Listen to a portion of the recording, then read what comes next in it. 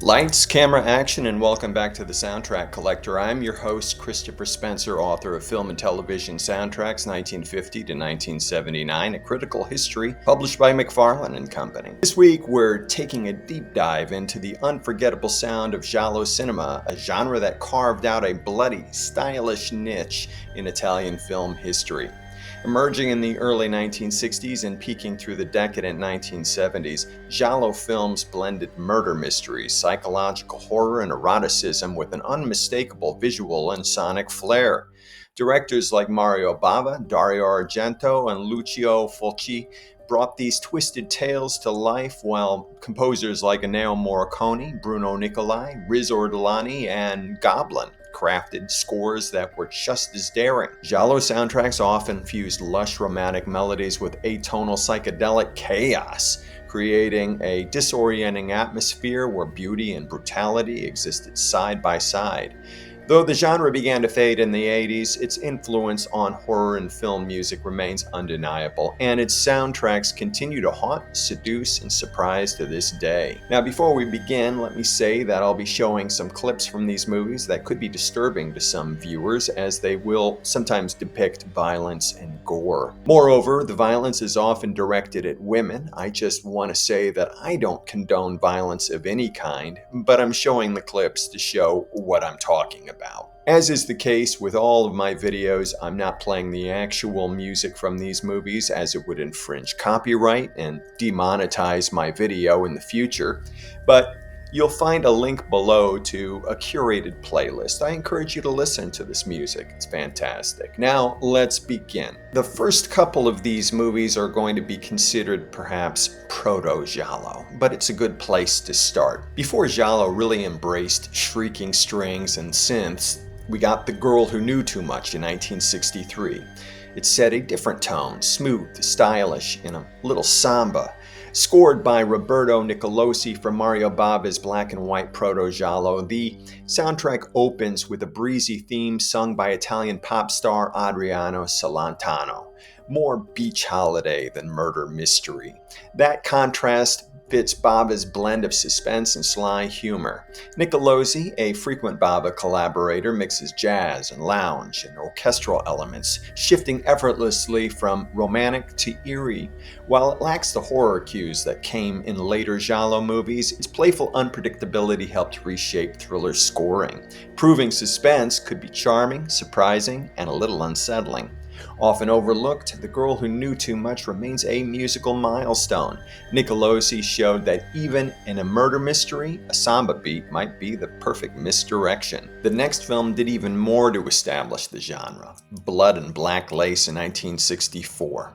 Carlo Rustichelli's score for Bava's murder mystery ditched gothic bombast for a seductive blend of jazz, lounge, and orchestral flair, matching the film's lush visuals with music that's both elegant and eerie. The tango-tinged main theme slinks through the film like a deadly motif, while other cues shift from smoky cool to sharp suspense. Rustichelli's palette, trumpet, sax, bongos, organ, gives the score a suave, sinister edge. In the chilling finale, the organ takes over, building to a full orchestric shiver. Rustichelli didn't just score a film, he helped shape the Giallo sound. Blood and Black Lace proved horror could be glamorous, seductive, and terrifying all at once. Starting in the late 60s, Giallo really began to take shape, using jazz, psychedelic rock, and atonal experiments to accompany the increasingly bloody and disturbing imagery on screen. So Sweet, So Perverse in 1969 pairs Umberto Lenzi's sleek early Giallo with a smooth, shadowy score by Riz Ortolani. It's a blend of romantic melodies and suspenseful undertones, elegant on the surface, but with tension simmering underneath. The standout track is Why, a haunting ballad sung by J. Vincent Edward that sets the film's tone of doomed desire. Variations on the main theme echo throughout, while tracks like Shakin' the Disco drop in with groovy 60s flair, a typical element in these movies. It really grounds the film in the mod era setting. Ortolani's mix of strings, woodwinds, and subtle percussion perfectly matches the film's shifting moods. It's a quietly stylish score that enhances the drama without overwhelming it. Understated, moody, and unmistakably giallo. Now considered a cult favorite, this soundtrack had multiple reissues. Riz Ortolani's score for Perversion Story in '69, also known as Una Sol Ultra or One on Top of the Other, is a groovy, genre-blending jam. Scoring Lucio Fulci's twisty thriller set in San Francisco, Ortolani mixes jazzy lounge vibes, lush orchestration, and even sitar to reflect the film's late '60s mood and international flair. The main theme sets a seductive tone, while standout tracks like Sitar and Blues and Latin Quarter add psychedelic color and cosmopolitan edge. The score shifts effortlessly between cool jazz, blues, and sweeping strings, perfectly echoing the film's blend of eroticism and suspense. Often cited as one of Ortolani's best, this soundtrack helped evolve giallo music with its American influence and sleek, stylish sound.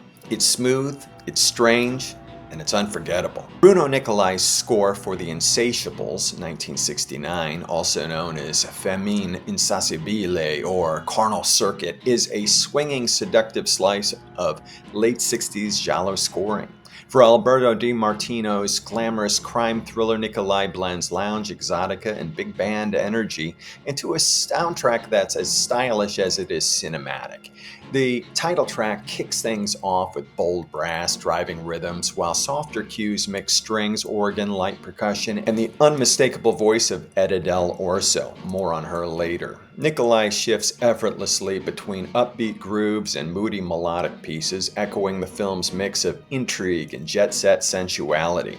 Thanks to Nicolai's knack for rich, varied arrangements and strong melodic themes, whether you're watching the film or just spinning the record, it really holds up beautifully. The score for Double Face in '69, composed by Nora Orlandi under the pseudonym Joan Christian, is a stylish offbeat gem in the giallo canon. For Ricardo Freda's psychological thriller, Orlandi blends lounge-inspired melodies with experimental flair, creating a soundtrack that's as mysterious as the film itself.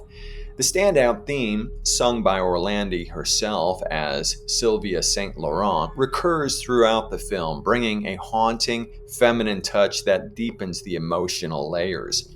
Her orchestration combines traditional strings with hints of early electronics, shifting fluidly between dreamy and disorienting to match the film's shifting perspectives. Known for her ability to tap into the female psyche through music, Orlandi delivers a score that's moody, melodic, and occasionally jarring. It's a bold and expressive work that helped cement her legacy alongside greats like Morricone, and it remains a cult favorite among collectors today. Whether you know her name or not, Double Face is classic Orlandi, inventive, atmospheric, and always a few notes ahead of the curve. Let's talk about the soundtrack for Hatchet for the Honeymoon. Great title, huh? It's 1970, composed by Santa Maria Romatelli. This one's a moody, romantic slow burn with a sinister, psychedelic twist. Perfect for Mario Bava's underrated psychological horror. Romatelli leans into lush lounge vibes and catchy melodies that feel almost too beautiful for a slasher film. And that's the trick. The music plays it smooth and seductive on the surface while something darker lurks underneath. So typical in this genre. That contrast makes the film even more unsettling. There are distorted trumpet stabs, ghostly textures, and eerie shifts that sneak up on you. The opening credits, pure Bava, light, breezy music that completely masks the nightmare to come. While it's not as famous as some other giallo scores, Romatelli's work here is a perfect fit. It's romantic, ironic, and quietly disturbing, helping turn Hatchet for the Honeymoon into a stylish, off-kilter classic. Gianno Ferrio's score for Death Occurred Last Night, 1970, is a fascinating blend of the Baroque, the psychedelic, and the unexpected. Scoring Duccio Tessari's bleak crime thriller, Ferrio fuses classical orchestration with electric guitars, synth flourishes, and a few surprising stylistic turns. There are haunting ballads performed by the legendary Mina, adding a lush emotional layer to the film. The rest of the score jumps between moody orchestral passages and groovy late 60s vibes, reflecting the era's musical experimentation. Some critics felt the Baroque psych tone clashed with the film's dark subject matter, but that contrast makes it all the more interesting. Ferrio wasn't afraid to mix moods, and it shows his range as a composer beyond traditional crime scoring. While it's a bit uneven, the soundtrack for Death Occurred Last Night stands out as a bold, genre-blending entry into early 70s Giallo music, and a unique piece in Ferrio's eclectic filmography. Piero Umiliani's score for Five Dolls for an August Moon in 1970 is pure groovy madness, and one of the film's most unforgettable features. Scoring Mario Bava's ultra-stylish whodunit, Umiliani blends lounge, jazz, and psychedelic touches into a soundtrack that's as eccentric as the film itself. Right from the opening party scene, the music sets a campy, feverish tone with swirling organs, funky bass lines, and playful electronic textures. It's part Italo-pop, part space-age cocktail party, and completely offbeat in the best way. Tracks shift between upbeat and eerie, matching the film's mix of chic melodrama and murder mystery. While Five Dolls isn't Bava's most critically acclaimed film, Umiliani's score elevates it, injecting energy, weirdness, and undeniable style. Often included in lounge music compilations, the soundtrack has gained cult status alongside the film. It's a bold, bizarre, and totally fun entry in the Giallo music canon, and a reminder that sometimes the music's doing more heavy lifting than the plot. One of the early peaks of the genre is The Bird with the Crystal Plumage. Ennio Morricone's 1970 score for Dario Argento's debut didn't just accompany the film, it defined the Giallo sound going forward. Departing from his spaghetti western roots, Morricone blended lullaby-like melodies with avant-garde experimentation, creating music that was both beautiful and deeply unsettling. The score swings between the hypnotic Crystal Plumage theme and the chaotic phrases without structure, using everything from soft vocals and dreamy guitar to gasps, chimes, and throbbing beats. Morricone treated human voices like instruments, crafting an intimate, eerie soundscape that felt revolutionary. This soundtrack set the tone for a generation of thrillers, influencing everyone from Angelo Badalamenti to experimental composers. While later Argento films leaned into electronics, The Bird with the Crystal Plumage remains a landmark, a lullaby laced with dread, and a masterclass in musical suspense. Morricone didn't stop there, of course. You're going to hear about him a lot in this video. His score for The Forbidden Photos of a Lady Above Suspicion in 1970 is Giallo elegance at its finest. For Luciano Ercoli's stylish thriller, Morricone blends breezy bossa nova rhythms with lush orchestral textures, creating a sound that's seductive, mysterious, quietly unsettling.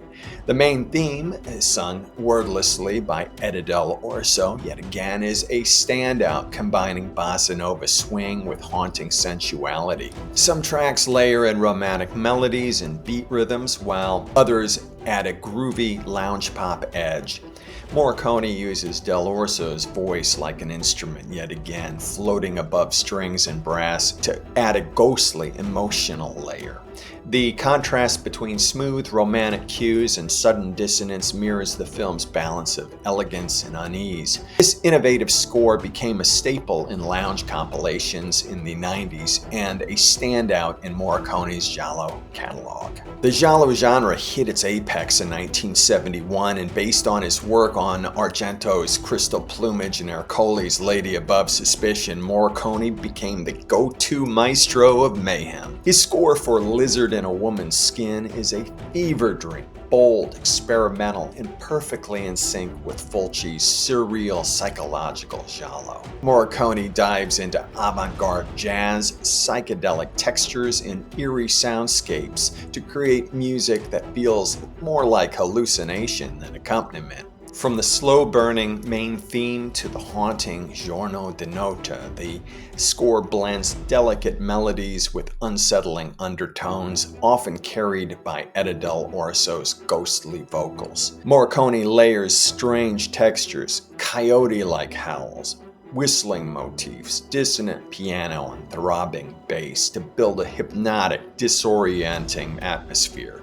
As one of Morricone's most unsettling works and a personal favorite of mine, this score helped push Giallo music into more abstract, psychological territory. It doesn't just support the film, it inhabits it, amplifying its paranoia, sensuality, and dread. Morricone continued his hot streak with The Cat o' Nine Tails in '71, a moody, hypnotic masterpiece, unconventional, textural, and deeply unsettling. For Dario Argento's second Giallo, Morricone forgoes horror tropes in favor of jazz improvisation and avant-garde soundscapes that mirror the film's paranoia and mystery. The main theme is a haunting lullaby with wordless vocals and eerie calm, quietly hinting at danger. Other tracks build tension with jittery rhythms and dissonant beauty, using harpsichord, organ, prepared cello, and early synths. Morricone creates mood over melody, subtle, abstract, and unnerving. With restraint and inventiveness, this score doesn't just support the film, it reflects its psychological unraveling. Alongside The Bird with the Crystal Plumage, it helped define Giallo's early sound: suspenseful, cerebral, and terrifying without ever raising its voice. Morricone's score for Short Night of Glass Dolls in 1971 is a haunting, cerebral entry in his Giallo repertoire. Elegant, eerie, and brimming with quiet dread. For Aldo Lado's Kafkaesque thriller, Morricone crafts an atmosphere of creeping paranoia, using dissonant strings, ghostly piano lines, and Del Orso's ethereal, wordless wail. The result is a score that slowly envelops you, reflecting the film's themes of helplessness and psychological unraveling. The main theme is a chilling lullaby, fragile and haunting, while The Short Night of Butterflies offers a deceptively bright melody with dark lyrical undertones. Morricone draws on avant-garde influences, particularly in his use of Penderecki-like string clusters and ominous tonal shifts. Subtle but deeply affecting, Short Night of Glass Dolls is one of Morricone's most atmospheric Giallo scores, introspective, experimental, and utterly hypnotic. Morricone's score for The Black Belly of the Tarantula in '71 is a masterclass in seductive unease, matching the film's blend of elegance, eroticism, and dread. Rather than traditional horror scores, Morricone weaves hypnotic melodies, breathy vocals, and avant-garde textures into a soundscape that's both alluring and suffocating. The main theme features, who else, Ennio del Orso's ethereal voice over delicate guitar and piano, a dreamlike contrast to the film's violence. Spiral Misteriosa build tension with layered flutes and ominous synths, while Coiffure pour Dame adds jazzy mod flair with a playful but unsettling edge. With its sophistication and restraint, the score balances surface beauty with hidden menace. It doesn't scream, it purrs. One of Morricone's most iconic Giallo efforts, it lingers long after the credits roll, a sensual soundtrack to suspense. Morricone, yet again, his score for The Fifth Chord in 1971. Can you believe how productive this man was? Is sleek, shadowy, and full of sonic surprises, just like Luigi Bassoni's stylish Giallo. Morricone blends cool jazz, eerie orchestration, and experimental textures to create a soundscape that's both suspenseful and deeply psychological. Expect moody piano, brushed percussion, and those signature Morricone touches like staggered string entries, drifting harmonic suspensions, and maybe even some ghostly, wordless vocals. It's the kind of score that wraps around the film like a fog. Yeah, elegant, unsettling, and unforgettable. While The Fifth Chord might fly under the radar compared to some other Gialli, Morricone's music is a standout. It perfectly mirrors the film's noir-inspired visuals and mounting tension, proving once again his mastery of mood and atmosphere. It's a prime example of Morricone doing what Morricone does best, making music that lingers long after the final scene. Morricone's score for Four Flies on Grey Velvet is one of his most experimental, and it's a perfect match for Dario Argento's trippy, paranoia-fueled Giallo.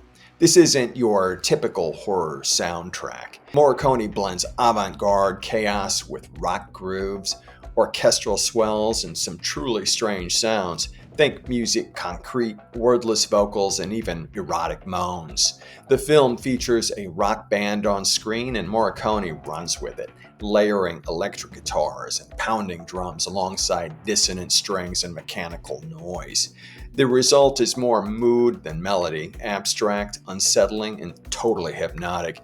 It's a bold score, kind of closer in spirit to Morricone's work with his experimental improvisation collective, whose name I won't even try to pronounce. And while it marked the end of his collaborations with Argento for decades, it helped define the Giallo sound. When Morricone wasn't available, there were plenty of other maestros ready to step in. Chief among them was his frequent collaborator, orchestrator in fact, Bruno Nicolai. Nicolai's score for The Night Evelyn Came Out of the Grave in '71 is a gothic lounge fever dream, lush, eerie, and totally hypnotic, scoring Emilio Miraglia's decadent Giallo. Sorry if I'm mispronouncing some names. Nicolai blends sweeping orchestration with off-kilter jazz, early electronics, and the ethereal voice of Etta Del Orso. From ghostly strings to psychedelic synths, the music creates an atmosphere that's equal parts sexy and sinister, perfectly matching the film's mashup of gothic horror and stylish murder mystery. It's moody, majestic, but always just a little bit weird in the best way. Nora Orlandi is back for the score for The Strange Vice of Mrs. Ward, 1971. It's a haunting, hypnotic standout in the Giallo genre and a big part of what makes Sergio Martino's film so unforgettable. Orlandi's blend of eerie lounge vibes with experimental flair, crafting a soundscape that's sensual, unsettling, and ahead of its time, perhaps. At the heart of the score is an organ, dark, moody, and instantly distinctive, paired with the ghostly vocals from Orlandi's own choir. The result, a vibe that's part Twin Peaks, part Fever Dream.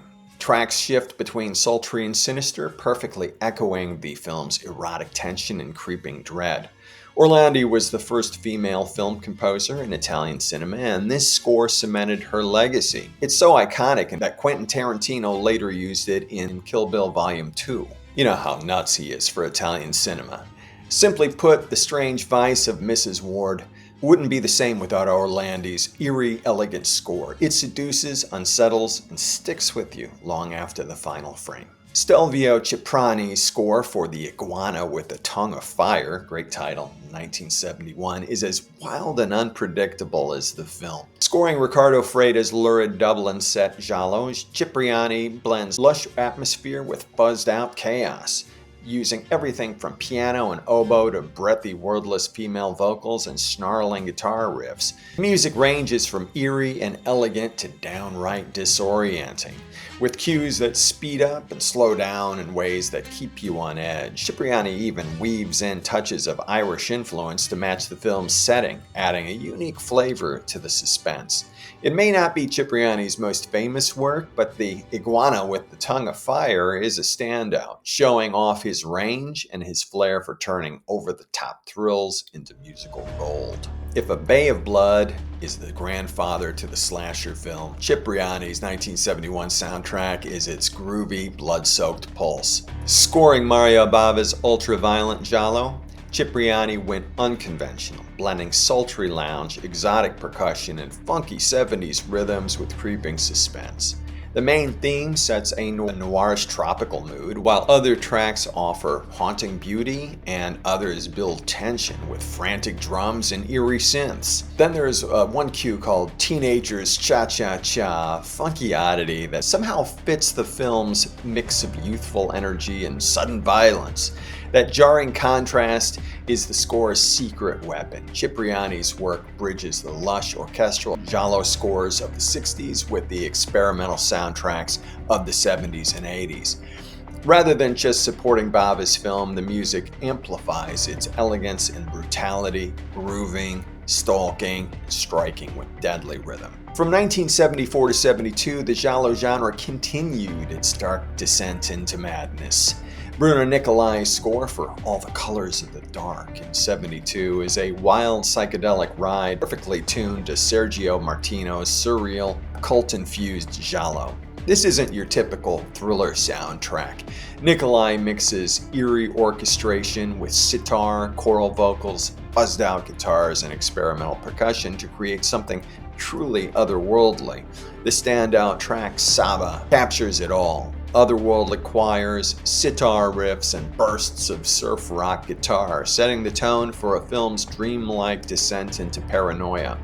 Etta Del Orso's vocals float through tracks like Magico Incontro, while other cues tap into the film's darker, ritualistic vibes.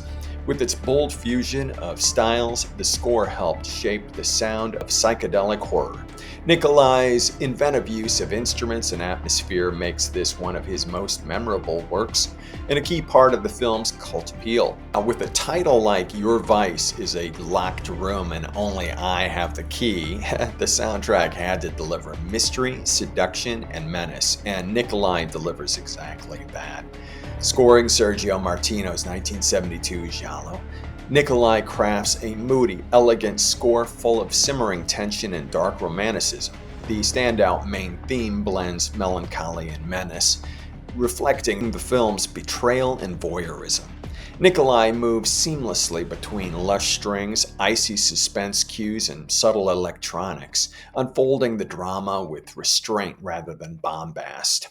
His early use of electronic textures adds a modern edge without sacrificing cinematic grace, often overshadowed by flashier Giallo scores. Your Vice is a masterclass in atmosphere. Nicolai's work helps steer the genre toward more psychologically nuanced soundscapes, and with recent vinyl reissues, it's finally getting its due as a quietly essential piece in Giallo history. Piero Piccioni's score for Seven Murders for Scotland Yard in 72 is a cool, suspenseful blend of jazz and orchestral drama. Just right for Jose Luis Madrid's Jack the Ripper-inspired Giallo. Piccioni leans into moody piano, simmering synths, and brassy bursts to set a stylish tone that shifts between tension and groove.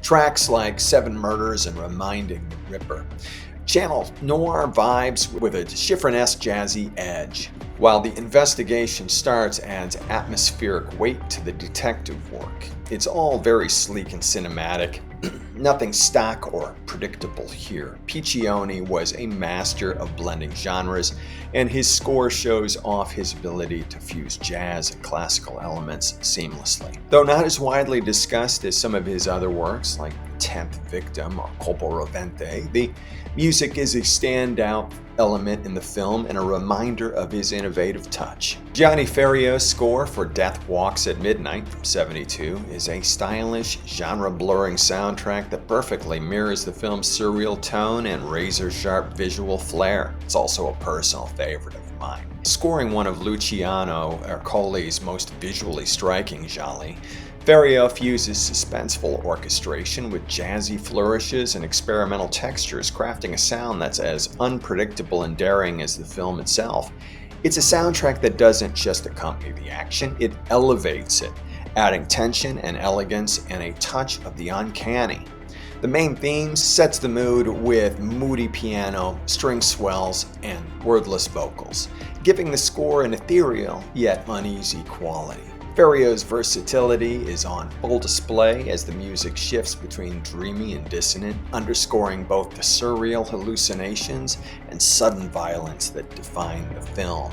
While the soundtrack may not be as widely celebrated as some of its contemporaries, it's earned cult admiration for its contribution to the film's hypnotic atmosphere and showcasing Ferrio's unique touch in Italian genre cinema. Morricone continued his scoring spree with Who Saw Her Die in 1972 is one of his most haunting and one of the most chilling in all of Giallo cinema. For Aldo Lato's eerie slow burn thriller set in a fog-drenched Venice, Morricone flips expectations by using a children's choir as the centerpiece of the soundtrack. The result?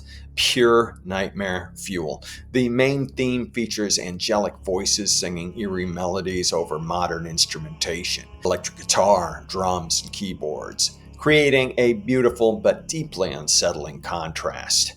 Some tracks bring Ennio Morricone's ghostly vocals to the fore, while others stretches the tension over several minutes. The music amplifies the film's themes of innocence lost and quiet horror. It's delicate, dissonant, and dripping with dread, one of Morricone's most emotionally complex Giallo scores. Another that he did that year was What Have You Done with Solange, a haunting blend of innocence and dread, one of his most emotionally complex Giallo soundtracks. Scoring Massimo Dallamano's dark thriller, Morricone balances delicate beauty with underlying menace, again anchored by Ennio Morricone's ethereal, wordless vocals over fragile piano and guitar. The main theme evokes lost innocence, but the score soon fractures. Some tracks erupt with stabbing strings, jazz rhythms, and avant-garde chaos, mirroring the film's psychological descent. Even moments of surreal calm, like the hurdy-gurdy motif of Regile Organetto, carry a disturbing edge. With its emotional depth and restraint, the score doesn't just accompany the film, it deepens its tragedy. Morricone masterfully blurs the line between tenderness and terror, reminding us that in Giallo, beauty often hides something much darker. The rash of weirdly titled movies continues with Don't Torture a Duckling in 1972. Here, Riz Ortolani crafted a hauntingly beautiful score that makes the horror hit harder. Instead of the usual atonal dread, Ortolani scored Fulci's disturbing Giallo with sweeping melodies, gentle orchestration, and even hints of bubblegum pop, creating a disarming contrast that lulls before it shocks. Its standout ballad evokes innocence and nostalgia, made all the more unsettling when paired with Fulci's brutal imagery. Ortolani leans into this tension, balancing lighthearted, almost childlike cues with darker moments of discordant strings and stark piano. In 1973, we got Torso, a proto-slasher classic, and its soundtrack by Guido and Maurizio De Angelis plays a key role in its enduring impact. Scoring Sergio Martino's stylish thriller, the De Angelis brothers crafted music that blends eerie elegance with creeping dread, mirroring the film's tension and mood swings. The haunting main theme is calm but unsettling, like fog before a storm. As violence erupts, so does the score, with stabbing strings, electronic stingers, and jarring brass heightening the brutality.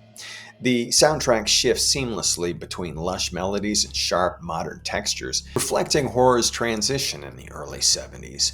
With its subtle psychological tension, the Torso score helped shape the sound of slasher cinema to come. More than background music, it builds suspense frame by frame, whispering, lurking, striking with precision. Late period Giallo took a darker, bloodier turn in the mid to late 70s, and the progressive rock group Goblin was at the center of the action.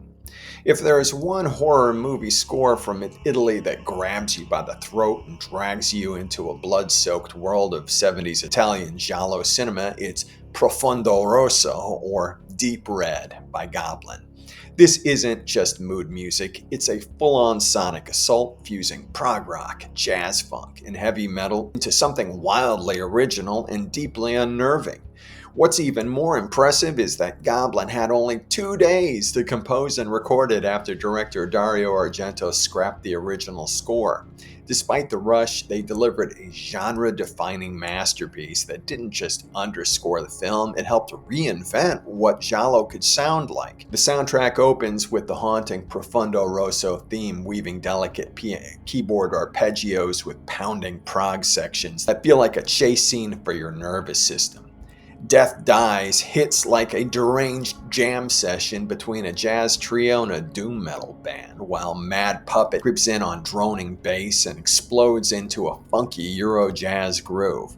Goblin's use of instrumentation is pure madness in the best way. Creepy church organs, fuzzed out guitars, jittery drums, and even a children's choir and a toy piano make appearances. The result is a musical fever dream that's both terrifying and irresistibly cool.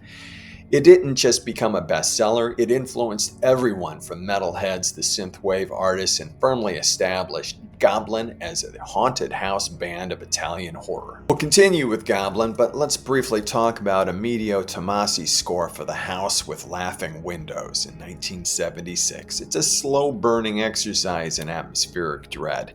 Crafted for Pupi Avati's cult Giallo, the music avoids bombast in favor of subtle unease, blending minimalism, eerie melodies, and avant-garde textures to match the film's creeping paranoia and decaying rural setting. Tomasi builds his soundscape with a sparse but evocative palette, a haunting piano motif, acoustic guitar, wordless female vocals, and orchestral strings, layered with whispers, tape loops, and distorted screams, captured on a dictaphone. The result is dreamlike and disorienting, moments of fragile beauty constantly undercut by tension and dissonance. The main theme drifts between sorrowful and sinister, while a delicate love theme briefly suggests warmth, only to dissolve back into the film's oppressive atmosphere. With its restraint and originality, this score remains one of the most quietly disturbing in the Giallo genre. Tomasi's music doesn't just support the story, it deepens its mystery and lingers long after the final scene. Now back to Goblin. If Deep Red was Goblin's breakout, Suspiria in 1977 was their full-blown sonic attack. Scoring Dario Argento's tale of a ballet school run by witches, Goblin conjured a soundscape almost unlike anything in horror before, with the exception of The Exorcist. Experimental, electronic, and deeply unsettling. With time to experiment in the studio, they layered Moog synths, Greek bouzakis, Indian tablas, and eerie effects, whispers, screams, ghostly echoes to create music that feels like it's casting spells. Argento wanted the witches' presence felt even when they weren't on screen, and Goblin delivered. The main theme opens with a lullaby from hell, delicate bells, and a six-note motif warped by creepy vocalizations. Tracks like Witch and Sighs dive into ritualistic chaos, while Marcos brings a twisted, off-kilter finale. Suspiria didn't just score the film, it possessed it, setting a new bar for horror music. Its influence can still be heard in synth-driven soundtracks today. More than a soundtrack, it's an audible nightmare that refuses to fade. In The Psychic from '77, Lucio Fulci trades gore for psychological tension, and the score by Franco Bixio, Fabio Frizzi, and Vince Tempera mirrors that shift with haunting restraint. At its core is the iconic Seven Notes in Black, a looping celesta and piano motif that lingers like a musical premonition, quietly driving the film's sense of fate and dread. Minimalist yet evocative, the score blends tape loops, synths, mournful strings, and stark piano to create a mood that's eerie, elegant, and hypnotic. The trio builds tension through subtle shifts and repetition, crafting a soundscape that feels both grounded and otherworldly. The score helped redefine Giallo music's possibilities. Its legacy was cemented when Tarantino used Seven Notes in Black in Kill Bill Volume 1, and its power was always in its simplicity. No screams, no shocks, just seven notes, looping toward doom. The Bloodstained Shadow in '78 features one of the most unique musical pairings in Giallo. Stelvio Cipriani's moody compositions, performed by none other than Goblin. The result, a dark, synth-heavy score that fuses Cipriani's melodic instincts with Goblin's signature progressive rock energy.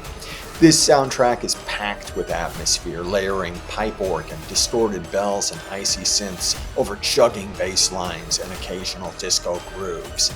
It's eclectic, eerie, never boring. Tracks swing from classical to full-on Euro synth freakouts, giving the film a tense but stylish edge. The score is a highlight of the film and a standout for late '70s Giallo. It also shows how versatile Goblin could be outside of their usual collaborations with Dario Argento. Whether you're into prog, synth, or just want to feel the fog roll in over a haunted Venetian alley, the blood-stained shadow delivers the sound that sticks with you and makes the mystery feel even darker. On the fringe of Giallo is Ring of Darkness in 1979. It delivers a synth-heavy seance of a soundtrack composed by Cipriani and performed by Goblin with Claudio Simonetti. Scoring Pierre Carpi's cult horror flick, this collaboration leans hard into dark atmosphere, mixing progressive rock rhythms with eerie electronic textures. The result is an elegant, shadowy soundscape built on deep bass, obsessive grooves, and Cipriani's knack for melody. It's experimental, but never chaotic. Each track carefully crafted to enhance the film's supernatural tension. This score stands out not just for its mood, but for its innovation. It's a great example of how late 70s Italian horror music evolved, with Cipriani and Goblin pushing the boundaries of synthesizer-based scoring. Now, Giallo continued at a diminished rate in the 1980s, gradually replaced by gorier slasher films and other horror subgenres. Francesco De Masi's score for the New York Ripper in '82 might be the sleaziest, grooviest Giallo soundtrack ever cut. For Fulci's most controversial film, De Masi skipped horror bombast and embraced early '80s Manhattan grit, blending neon-lit funk, grimy jazz, and synth-laced suspense. The highlight, New York One More Day, sets a moody, noirish tone, while tracks like The Ripper and Phone Call pulse with tension. There are funky cuts that inject chaotic energy, using bass, guitar, and brass to echo the city's seedy underbelly. With its bold mix of sleaze and sophistication, the score captures a decaying, dangerous New York. Though the film remains divisive, De Masi's soundtrack has earned cult status for daring to groove and making a horror hit even harder. If Suspiria was Goblin's symphony of the supernatural, Tenebrae in 1982 was the sleek, synth-powered soundtrack to modern murder. Scored by ex-Goblin members Claudio Simonetti, Fabio Pignatelli, and Massimo Morante, traded 70s psychedelia for a sharp fusion of prog rock, early electronica, and pulsing disco.